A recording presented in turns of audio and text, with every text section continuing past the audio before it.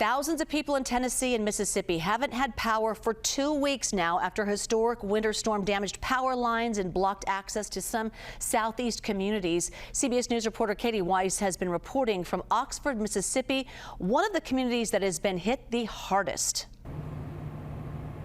I'm in one of the hardest hit neighborhoods of Oxford, Mississippi, and people here are waking up to this, a hopeful sight of crews working around the clock to get the light and heat back on. Look at how they're up here working to hang new lines that have fallen from all of those downed trees that were weighted by the heavy accumulation of ice last week during that historic ice storm.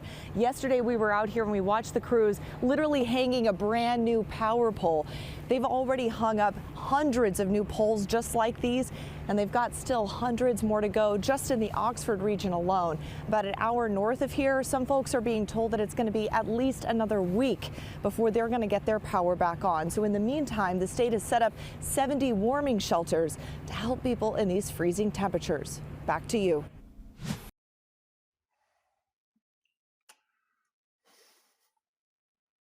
Got big fat flakes falling here. Look right there, the parking lot's covered again. Look at the Mountain View Apartments here in Round County, Kentucky.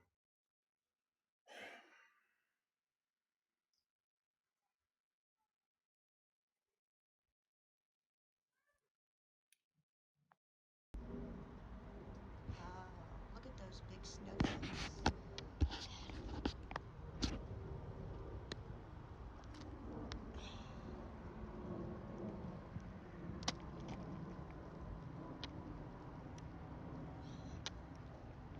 Look at that. That's a big one.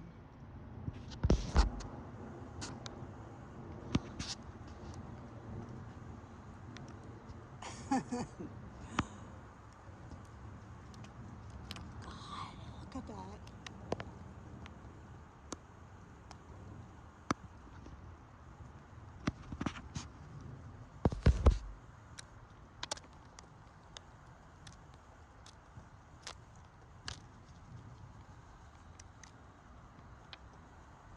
I wish I could really see what it looks like and not on video, because it is pretty.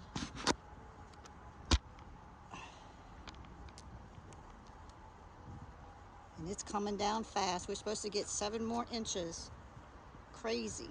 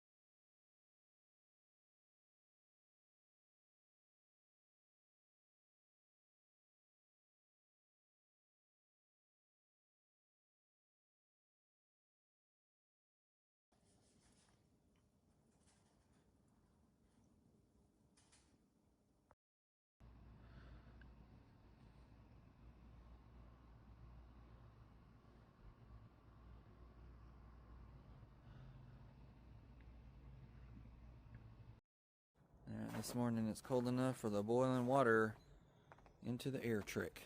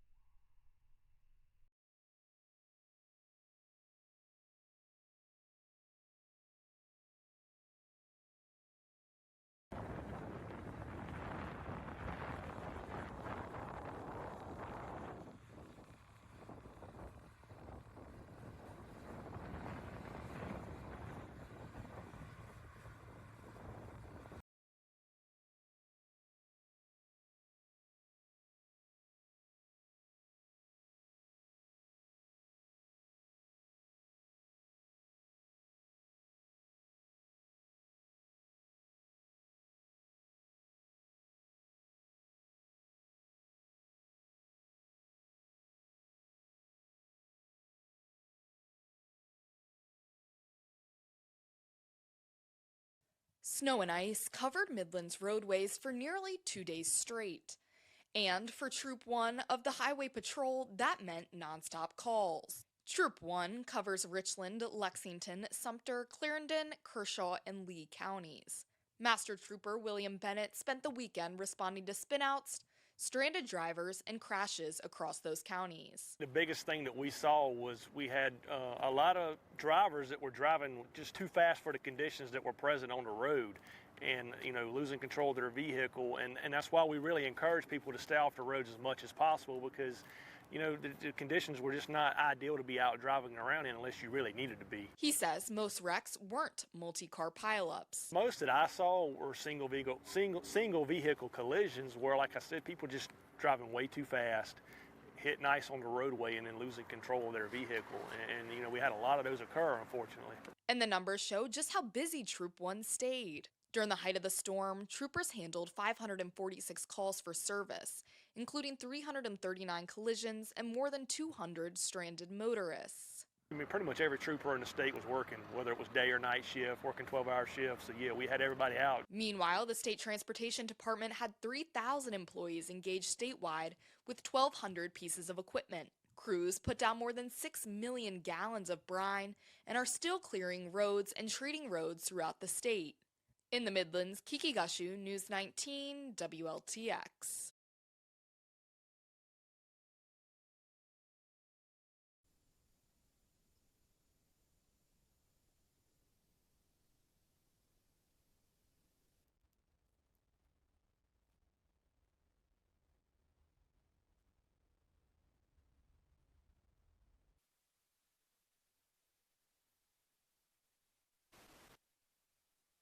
Well, we stuck, that's for sure.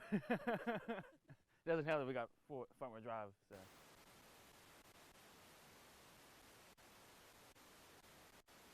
We're staying crazy, watching TV, playing lots of cards and Battleship. And I was trying to build a snowman, it just kind of kept falling.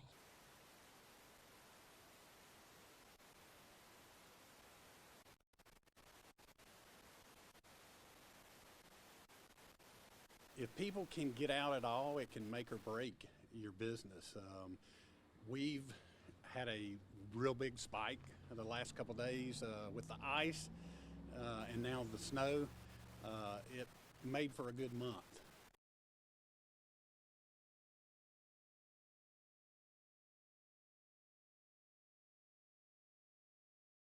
In Gravestown, Mississippi, volunteer firefighters dressed in plain clothes are going door to door, conducting wellness checks and delivering water and supplies to residents without power after an historic storm brought heavy snow and ice.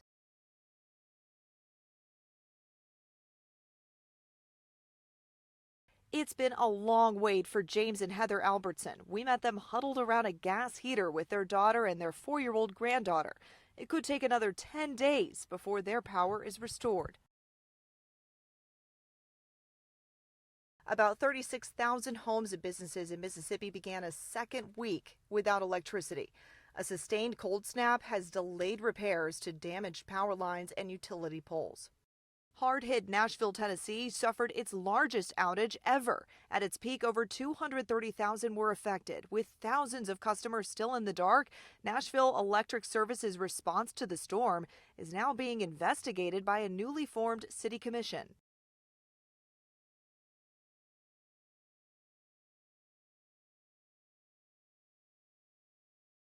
It's a similar situation farther south in Oxford, Mississippi, where Northeast Mississippi power crews are working rain or shine to turn the lights back on for more than 7,000 customers.